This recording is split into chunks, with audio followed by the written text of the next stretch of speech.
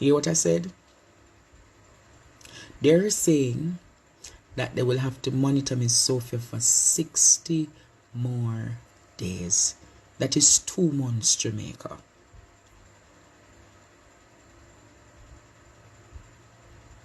Two more months.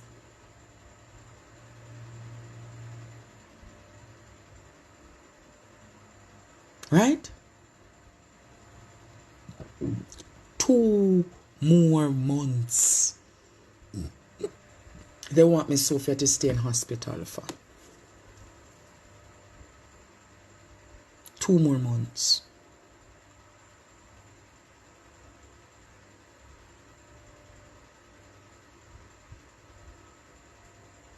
So I am saying to you all,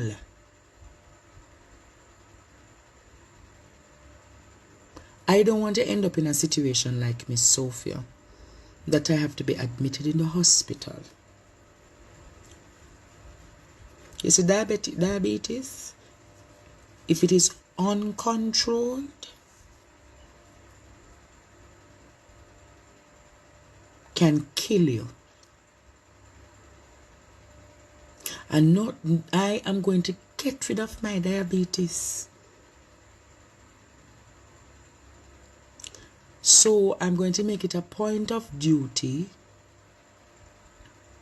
to go and look for Miss Sophia tomorrow. And there are a few things that I must get for Miss Sophia.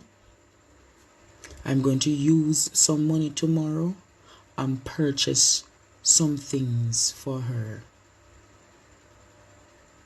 Because that is like a mother to me. So I'm going to get her the glycerine. She asked for a particular set of hydrations and a particular set of fruits. She's going to get them tomorrow.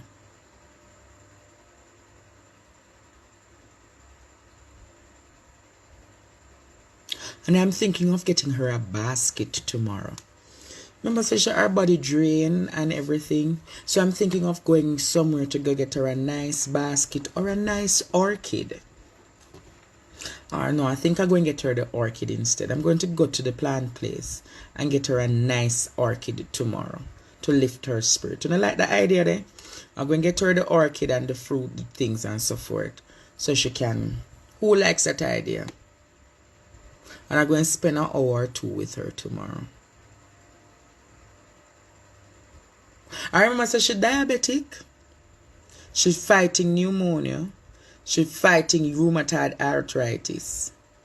So there's multiple complications happening with Miss Sophia that a lot of people don't understand. Plus she's stressed. She's stressed by the fact that when she had talked to me today, the only thing she was like, Andre, why Kathy and Noel can't talk with my daughter today? Why Kathy and Noel can't talk with my daughter today? Me really just want to bury my daughter. All on her head is for her daughter to be married. All she's thinking about is that Donna Lee needs to be buried.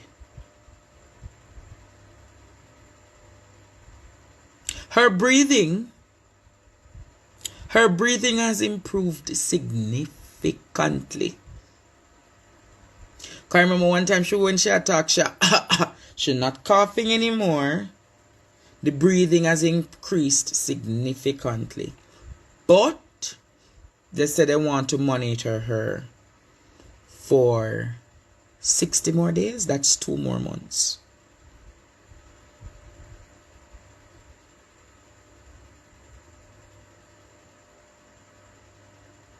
Two more months. So tomorrow I'm going to get her a nice orchid and her fruits and so forth. Get her some nice fruits. I got to get her a pear and so forth, so she can have pear with her chicken and so forth. I mean, I really want her pan no rice. I'm going to say this to you. If you don't know, I don't have a motherly bond with my mother. My mother not deal with me. So Ever since Miss Sophia come, I've developed a bond with Miss Sophia. Me coming like Miss Sophia, brand new baby boy. So, once Miss Sophia call me, all if I certain hours, me still gonna answer and take her call. Because we develop a bond during this time. Me no know, you know. But me just develop and I've never met Miss Sophia over the phone alone. Me talk to her. And the prayer warriors, them where they charge up Friday night. Hey, the amount of people say them love the prayers. Big up to the church at Atlanta today we pray for me. One church getting a Holy Ghost for me today.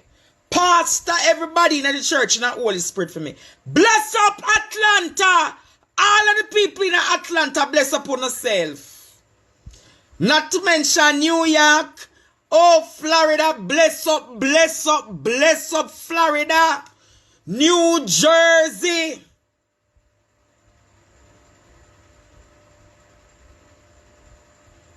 Come on, Jamaica. Everybody.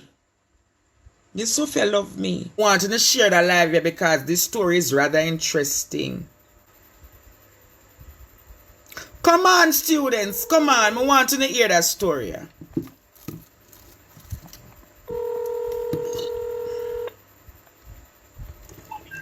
Yeah, hello? Good evening, sir. Yes, Andre. How are you? I don't hear you. You have to go somewhere where me can't talk to you because I can't hear you. Me can't bother with you. So you have to, it'll give me peer bad reaction. Oh, you are hearing me now? Yeah, hearing you now. What is your name? Okay, yeah, my name is Shabadine Peart. Shabadine Peart. Yeah. You're on my live. Tell Jamaica who Shabadine Peart is. What happened to you? Alright, during 1999, I was working at the Kingston Public Hospital as a porter. How old were you in 1999? 1999, I was 18 years old. So you're 18 years old and you were working at where? The Kingston Public Hospital as a porter. Oh, okay. Alright, so tell Jamaica what happened to you now. Yes, so while at work on the 14th of May 1999, while I was at work that day, I was on a 6-2 shift. I leave work. No, you were on the shift of 6 a.m. to 2 p.m. Yes, 6 a.m. to 2 p.m. exactly. Yeah, you have to talk clear in a cottage world. I hear you. You can't say 62 because it sounds like 62. Yeah, man, most definitely. So while on the 6 a.m. to 2 p.m. shift, I leave work. My work finished 2 o'clock in the day. So I leave work and I went home. While home, I did over there until I just go over the road. While sitting down with some other persons, them say a man die up the road by Curfew Road, right? While I was at Curfew Road, we went to Curfew Road to look at the man that died, and we saw that it was a security guard died. Then we come back down to sit down. While we sit down back the road, I see many radar car come and go away back and leave and go away. While radar car them leave and go away, about 3 more radar car come. Anyway, we still sit down there. I'm going to see when the officer come and say, we must go in at the Jeep. So we're going at the Jeep. They took me to the Admiraltown police station. That was next to where I'm living. So the Admiraltown police station. Then they take me into custody. They said they're going to check me out. All right. I gave the policeman my ID. I gave him my name. I gave him my mother name. I gave him all the information that they asked me. He said to me, they're going to check me out. As soon as everything good, they will let me go the next day. While there, so the 14th of May, the Friday come done, me not hear nothing. The Saturday come done, me not hear nothing. And the 18th of May, they come and they charge me for the murder that took place on the 14th of May. After Inspector Asbanwright charged me, that was in charge of the Crossroad Division to the Matilda's Corner Police. He was in charge. After he charged me the 18th of May, he come back and question me on the 19th of May. But he never know now, same breach my rights by charge me for offense the 18th and come and question me back on the 19th of May. So that is where the breach went. Anyway, them go on with it. I going to go to court, them set a court date, go to court from half a tree, then them send it off to the Home Circuit Court. While going to the Home Circuit Court on the 10th of July year 2000, I were tried in the Home Circuit Court by a 12-member jury. Miss Paula Llewellyn, that turned the DPP now, she was the head prosecutor in this case. So you say Miss Llewellyn, the DPP now, was the prosecutor against you? She was the prosecutor against me in this case. Mm-hmm. All right? While she was the prosecutor in this case against me now, my lawyer that needed have representing me at the time, named Miss Janet Nazareth. Anyway, she asked me, while I was in the dock and whatever, she questioned me. I answered all her questions. She looked at me and she tell me, say, Mr. Pierce, you know, say, I know that it's not you do the murder. The female like how the police say, I know that it's not you do the murder, but we need you to tell me. So here what them do now, after trying now, she telling me that Miss Paula Llewellyn tell me that me could make a mitigation plea. I'm pretty guilty and she would give me 12 years before parole. Me said, no. What you saw them say? She said, I can make a mitigation plea to plead guilty on I served 12 years. And she tell me, say, I can get 12 years before parole. And I tell her, I said, no, I cannot plead guilty upon something that I don't do because I know me innocent and me in my job as a porter working. And when that occurred, no, I don't plead guilty. Anyway, them going to the jury room, and while the case were trying, they found me guilty. So they sentenced me to death on the 10th of July. When I came out of court, it was about 9:30 in the night, or 9 o'clock. So you were sentenced to death? Yes, I was on death row. You were on the death row? You were the death penalty? Yes, I was on death row year 2000, the 10th of July. That's the day that I get sentenced. But they took me to prison the 12th of July and the Wednesday. So when I just get sentenced by the Home Circuit Court, they carry me go to Central Police Station. That is where they keep me until when the Wednesday come, when the documents ready, then them carry me go to Spanish Town, death row. So, yes. In the year 2000, yeah, you were sentenced to death in, where you say, life imprisonment or death row? No, death sentence. Death row I was on. Every warder, every majority Jamaican know about this case. Yeah, I was sentenced to death row, on death row, at the age of teen. In your teen, at 18 years old? Yeah, I was. You were working at KPH? Yes, as a porter. As a porter? Working between with a company named Lamasa. Mm-hmm. Yeah, working with a company named Lamasa, and they picked me up and charged me. So you were on the road and the police just pick you up and charge you and say you commit the crime? Yes, they says me. So you're saying the police never do no forensic and say you not have no gun or nothing? Did you have previous history with the police? No, and never yet. And when him take me into custody, I was even saying to them, so why you don't come and check my house? Why you don't? Them don't swab me hand. Them don't check my house. Them don't do nothing at all. So that means that simple show you because if so them just what you say them just take you up off of the road and just charge you as the person who commit the crime? That commit the crime that occurred the same night. But what I'm saying, if you take me up off the road, you're supposed to swab my hands because gunpowder residue must be on my hand or check my home, something. Because I tell you that I work at the Kingston Public Hospital. I gave him my address, I gave you everything about me, I gave you all the information about me. And you still went on with the case and you charged me for the murder on the 18th of May now. So on what basis did they charge you for murder though? Alright.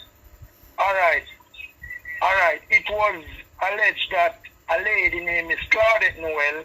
She lives on Lower Ivy Road where me live. I did have a girlfriend by the name of Debbie that time. The policeman used this lady to come and say she hear when them couldn't say them saw me, because she know she never see me do nothing. So the policeman used her to come and say them a bill a case, so them come and tell her that come to court and say you hear when, but true them never know say hear when evidence cannot work a privy council. So when to find out their hear when evidence, so the policeman inspector gave her. Yeah, wait no man. Ma ask you how them come by if it says you. Oh, them come by to say it's me. Well, Yeah. well, what really happened then? Them say a youth named Dean like me, he have the same name, is Dean killed the man, but my name was Shabadin. So them say it was a youth named Dean that killed the man. So somehow, through probably him named Dean, the person that them say commit the crime, and me named Shabadin is my right name. So that is how the entangle with the names then get mixed up. No, sir. Yes. So in 2000 now, you say you were prosecuted. Yeah, I was prosecuted by the Home Circuit Court 1 in front of Judge Wesley James, and the prosecutor was Miss Paula Llewellyn now that turned the DPP. So after you got prosecuted, what happened after that? How many years you were in the prison? In prison, I served 12 years, 5 days in prison. 12 years, 5 days. 12 years, fully straight calendar year, 5 days before I come out back. So when I went in there, year 2, while I was in custody from 1999, I didn't get to come back around until 2011, the 20th of May. So how did you get to come out of prison? What? Alright, like what I do to come out. Alright, what I do to come out now. While on death row, you cannot make 14-day pass. So during the 14 day, I appeal to the Court of Appeal out here in Jamaica. It's tried by a panel of judges, Judge Makala, Seymour Panton, a couple other judges, and it was supposed to try like a case where it normally takes 5 days. They were looking through my case for 4 years and a half. So while appealing to the Court of Appeal out here, them were supposed to look through this case 5 days, and it took them 4 years and a half. And when I was in the prison death row, then sent back a letter to me. They called me by the superintendent office upstairs, and when they sent back the letter, they eventually end up now. While sending back the letter, they were telling me that I lose out my appeal. So while losing out my appeal to the local Court of Appeal, that is when I appealed to the Privy Council. So how it reached to the Privy Council? Alright, how it reached to the Privy Council now. Before it reached to the Privy Council, the Court of Appeal, the local Court of Appeal out here would have to dismiss it. And then I write to a lady named Miss Juliet Ori, solicitor law firm. So I stay from prison where I was and write to Miss Juliet Ori. She's a solicitor law firm in England. And she put a lawyer on it named Mr. Stephen Leslie. And while Mr. Stephen Leslie were on it, I were writing out the grounds, certain points, like through me there prison, a good little time, I put 2 and 2 together, some points, some grounds, and me think to myself, me could have give myself a more fair trial, but that's true. The prosecutor now, the problem with me did have now with Miss Paula Llewellyn now, she were forcing me to plead guilty, and I said, no, I'm plead guilty, and she said to me, I can get 12 years before parole, and I tell her, no. So that is why, true, I don't plead guilty, them end up sentence me to death. But Father God does work, we still did end up the 12-year there, but I come out on bail. I come out on bail based on England. While the case reached to England send back the case down here and tell them so they make an error. So while they make the error now, Andre, this is why they study about Shabadin cleared by the UTEC. If you go to UWI, where the law school is, they study about mine case. Because my case is a landmark case. Other lawyer told me them things like Mr. Churchill Nita, Mr. Samuel's daughter, some other big lawyers know Shabadin Pert well good, but and they know the case, so I know that what I'm saying now to you and what I'm saying to the world, they study about my case at UWI, and them also study about me by the training school, the police and that are leaving, that are graduating from the training school, and teach them how to not to charge a person for a crime today and go tomorrow and question them back on the same crime we charge them for yesterday, because that is where they make them error from. So that is why they study about my case within law. So and now, yes, sir. What did the Privy Council say about your matter now? All right, the Privy Council now ruled that now and say them themselves now going to make a retrial happen. So them themselves going to send back the case down here. So that is our came back now, get back this retrial now and start go to court in 2007. But by then, they transferred me from 2015 to December from the Spanish Town death row, and they transferred me to the General Penitentiary. So I was at the General Penitentiary, so they carried me back closer to the Home Circuit Court, because they know that the retrial going to be ready in 2007 when Hurricane Dean come in that year 2007. So that's the time when I was start going back to court on the 4th of May. That was my first appearance before the court. So when it went to the court now, what was the new retrial? What did they say? What did they say? All right, going to court 2007, going to court 2008, going to court 2009. You see, in 2010, when I go to court, I book a judge lady named Miss McIntosh, and Miss Marva McIntosh, her husband is named Miss McIntosh.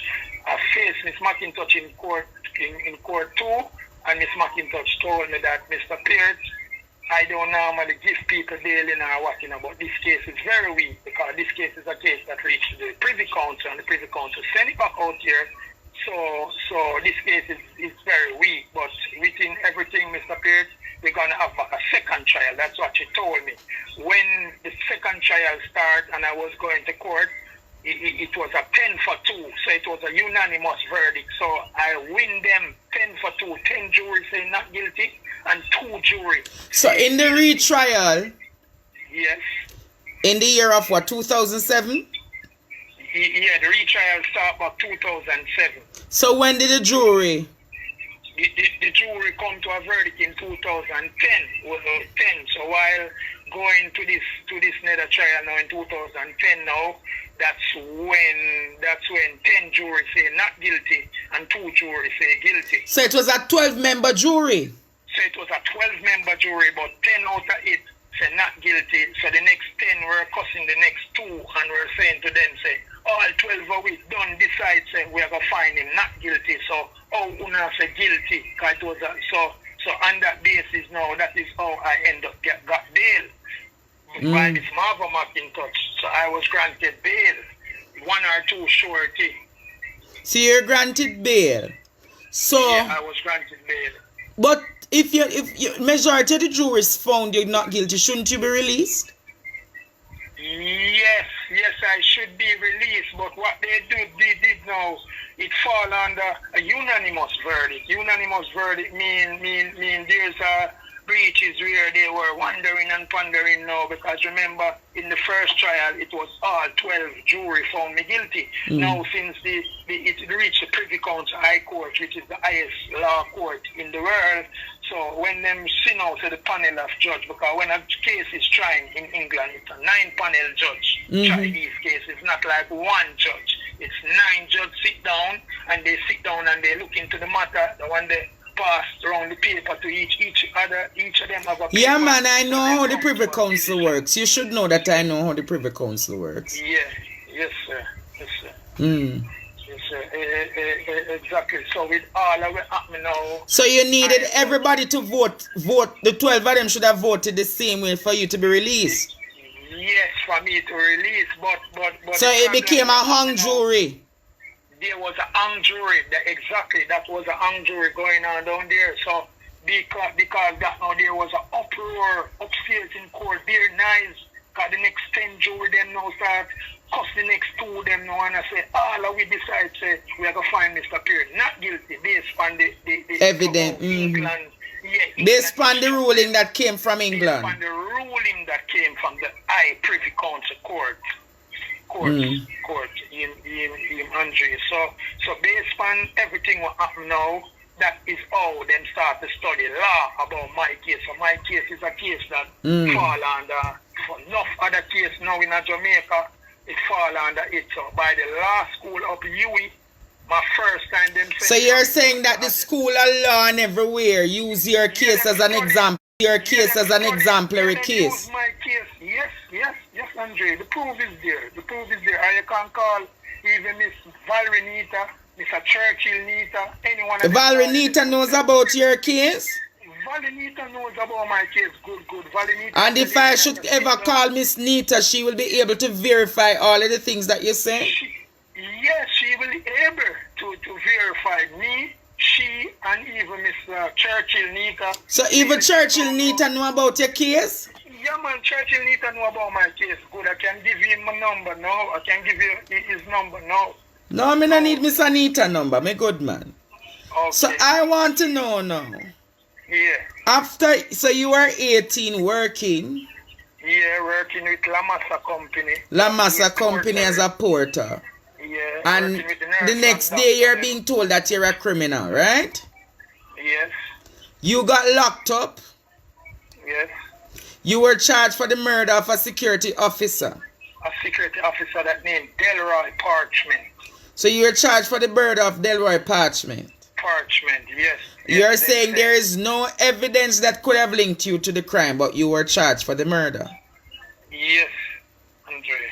And Paula Llewellyn was the prosecutor for the... Was the prosecutor at that time, at that time in this matter in front of a judge named Wesley James. And Wesley James died the other day. I thought he's sick and died.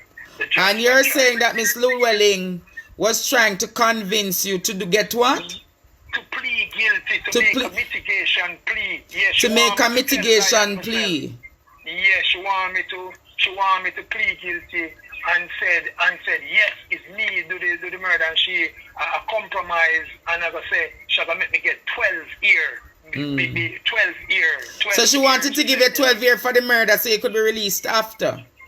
So I could release after, by the time 12 years after parole, I could get some parole. But me tell her, say, me not do no crime, so me not plead not guilty. So that is how they come together and sentence me to death.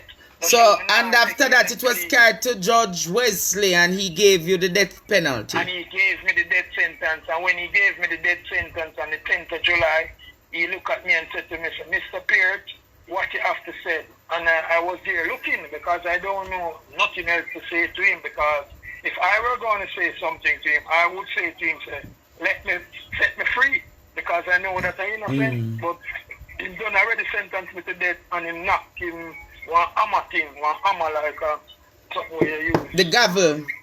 The gavel, yeah, whatever it is, yeah. So this took place in Court 1, year 2000. So at this time now, when I just get the sentence now, I am just 19 years old, but I come in custody from I were 18 years old. So in your teens, you basically spend most of your life in prison. Most of my lifetime, all of my teen life, like me 18, me 19, me 20, 21, 22, 23, 24, 25, 26, come right up at 2011.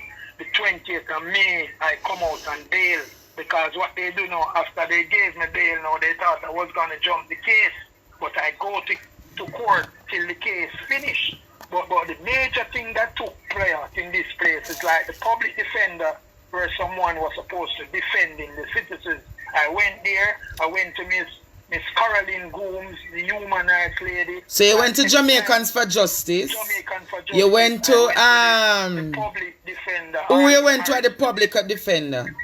She was Arlene Harrison, a lady that use one cigarette light one, and she of course pay bad road and I move fast. So you're saying that Arlene Harrison was smoking? That's the person who was in the office of the public defender?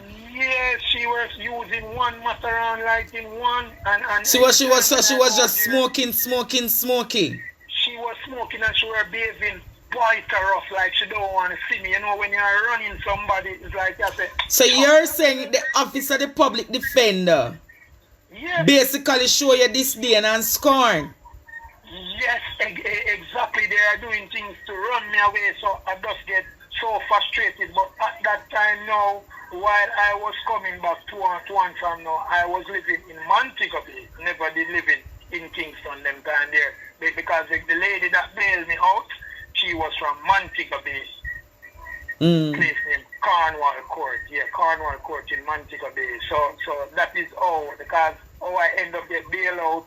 So long I did and then thing that nobody know really bail out, man. And one day I did dead here and I just did make a link and thing and book a lady and she just willing to help me and she just bail me out. Because she said she know that I'm innocent. So she bailed So me when you out. come out of prison now, when you went to the public defender and yeah. Carleen Gomes, Yeah. what Yeah. was the outcome of that?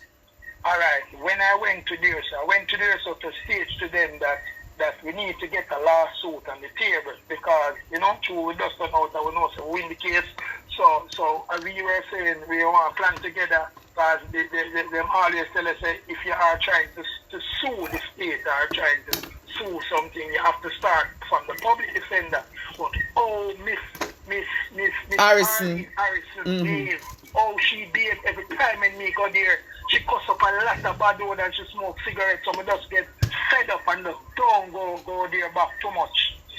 You understand? Because every time I go she me see and we go down to get to business and come like somebody in the bigger heads in the government officially did tell her say black this thing, yeah, behave this way, smoke cigarettes. You're not supposed to smoke and a cuss bad word. Me come to deal in my case because I'm me try because I tell you I lost my mother.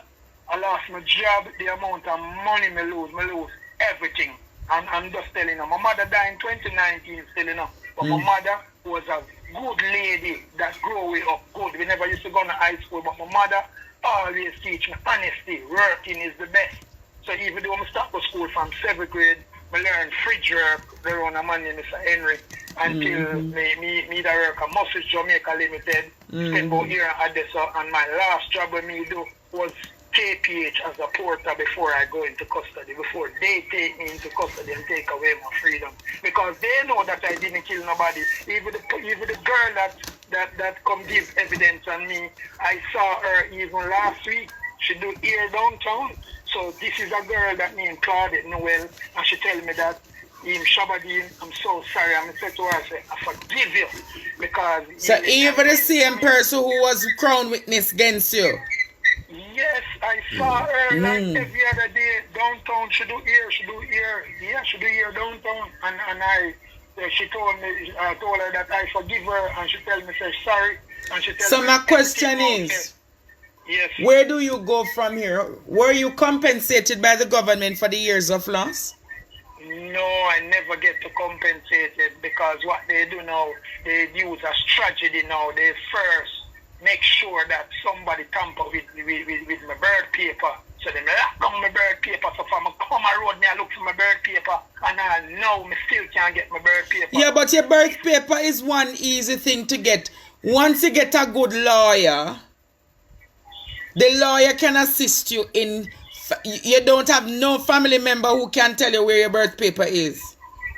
Well, what really occurred then is since the other day in this year, I come across my sister, and when I come across my sister now, she's the biggest one out of the whole of us, then give me some sheet of things. So I go to the RGD and I pay 12,000 there, and then tell me I have to wait now from 6 months to a year before me can get it. So my sister sign up some documents, my other bigger brother in sign up some documents too. So it's like it's a third party have to sign up the documents. And my sister is 10-year-old older than me, so she must have to sign up the documents. So still doesn't have a birth paper. So because you don't have a birth paper, you can't sue the government, that's what you're saying? No, that's not. So I'm going to ask you, I'm going to say this to you. You say you have access to men like Churchill Nita. And you're saying that you don't go sit down with Churchill Nita or Valerie Nita for them to help you with the case so you could sue the government and get some compensation? But what them do now, them say the statutory of limitation has passed, the 6 year has passed, because through them time they now all in Harris to them a delay, I go there the case finished 2012. I went there. Oh, so the statutory is that you have 6 years to sue the limitation has passed, yes, 6 years has passed. So true, she delayed, Miss Arlene Harris, she delayed me 2012, she delayed me 2013, she delayed me 2014, right up till when she did, I don't know whenever she did stop, but I need to get fed up because she has cost so much bad one and she has smoked a cigarette and desk cock up and every time the boy shabba game period are coming and so I can't bother with this boy, boom, and fling them the documents and so by me now as a young youth now. And you're saying that this is the office of the public defender? This is the office of the public defender. She's a brown lady with her hair kind of look curly. Big woman, big respectable woman. Because he's a man that love my mother, you know. Anybody who know me can tell us that even when my mother get old, I mean that clean her shit out of the tree away. The tree picking my mother get, and me was the one that come end up there at bedside before she died in 2019 because that lady visit me straight to prison and run for me. So Miss Arlene Henry was supposed to make a step towards the lawsuit because so you're saying that Arlene Harrison? Yes, Cosbador. No, it's not. So you're saying that for the 6 years she frustrate you, so you just stop going to the office? She frustrate me too. Me just stop. So make me stop going to the office now. Based for now, she frustrate me. Yeah, based for now, she frustrate me. I'm telling you the truth. I'm telling you the truth. And when I know reason with Miss Anita one day, you know, and me I reason with another lawyer. So when me go down there, you know, me I reason with another lawyer, you know, and the lawyer look on the time, the lawyer is about to the case done from 2012 and based from 2012 till when me they go down there, you know, like 2020, 2019. So well, I think the COVID is coming, but before that the lawyer was saying to me, say the statutory of limitation has passed. So I then make it pass, Miss Arlene Harrison, as somebody that a program 100. Believe you, me, as some of the statutory pass because me a youth and me help write about my case in prison. Nobody not to help me. I mean write all these letters, send them go to the lawyer. Me even write out some grounds and some points and to make the lawyer argue on them during my trial at the privy council. That's the man asked me say if me ever go to high school and I tell the man no. The man said to me say he's one of the most intelligent inmate ever seen in custody. Leaving GP or Spanish Town. That's what the man tell me. And I'm telling you. So, because, yeah, you understand? So, even though I never finished school, I still did have a little knowledge and them thing about the thing, but just show them a fight with them, give you a whole fight. You know what I'm going to say to you, though? Yes, Andre. I want you to go to Miss Valerie Nita's office this week for me. Yes. And I'm sure if Miss Valerie Nita sees you, she will see how best she can assist you in getting the birth certificate. And I'm sure Miss Nita can give you some further legal advice. Yes. As to how you can go about a lawsuit. You probably can't.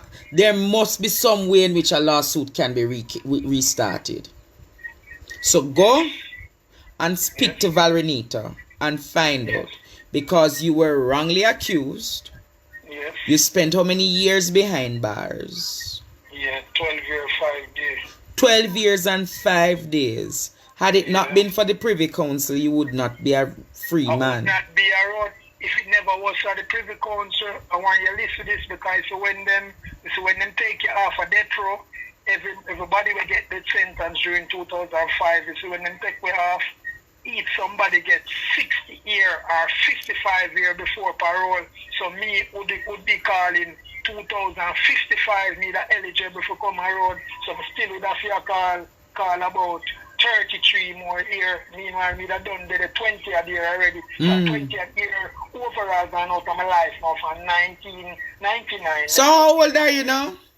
Well, I am 41 years old. So you're 41 and at 18 your life became a misery.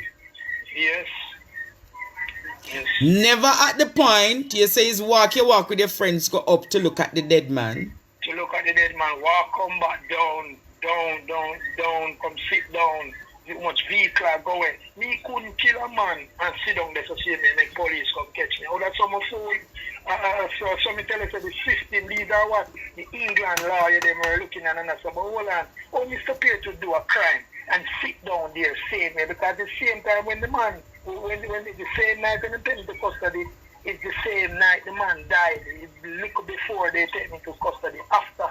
So if the man has just died and you take me to custody, you should do your relevant investigation. First thing, them don't search me house.